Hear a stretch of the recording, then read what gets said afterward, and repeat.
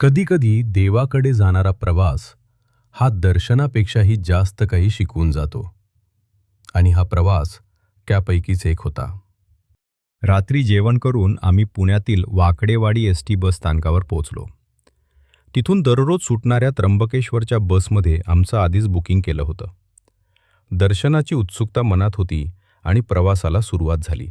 चाकणच्या पुढे गेल्यावर अचानक बस बंद पडली. बॅटरीचा काहीतरी तांत्रिक प्रॉब्लेम झाला होता. ड्रायव्हर आणि कंडक्टर जवळपास 1 तास बस सुरू करण्यासाठी प्रयत्न करत होते. रात्रीचा अंधार, रस्त्यावरची शांतता आणि पुढे काय होणार याची अनिश्चितता. वातावरण पूर्णपणे बदललं होतं. नाशिकला आम्ही पहाटे 4:30 पर्यंत पोहोचणार होतो. पण या अडचणीमुळे वेळेचं सगळं गणित बिघडलं. शेवटी 1 तासानंतर दुसरी नाशिकची बस मिळाली आणि आमचा प्रवास पुन्हा सुरू झाला.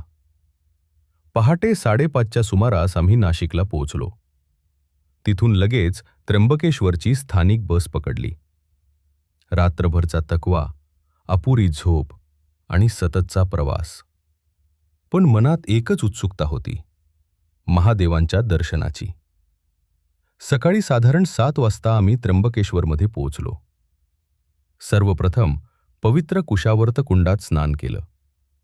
थंडगार पाण्याचा स्पर्श होताच रात्रीच्या संपूर्ण प्रवासाचा थकवा जणू कुठे गायबच झाला.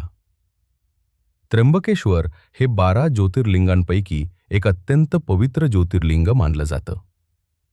ब्रह्मगिरी पर्वताच्या पायथ्याशी वसलेलं हे मंदिर केवळ धार्मिकदृष्ट्याच नाही, तर ऐतिहासिक आणि आध्यात्मिकदृष्ट्याही खूप महत्त्वाचं आहे. कुंडातून बाहेर पडून आम्ही मंदिराकडे निघालो. मंदिराचं भव्य वास्तुशिल्प, भक्तांची गर्दी आणि वातावरणात घुमणारा हर हर महादेवचा जयघोष प्रत्येक क्षण मनाला वेगळीच ऊर्जा देत होता.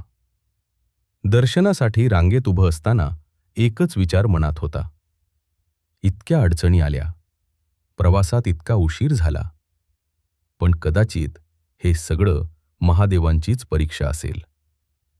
आणि शेवटी तो क्षण आला.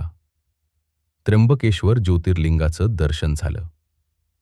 त्या काही सेकंदांमध्ये प्रवासातील सर्व त्रास, थकवा आणि अडचणी क्षणार्धात नाहीशा झाल्या. मन पूर्णपणे शांत झालं.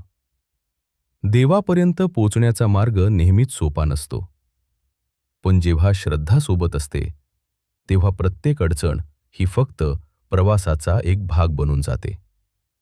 आजचा हा त्र्यंबकेश्वरचा प्रवास आम्हाला एक गोष्ट शिकवून गेला.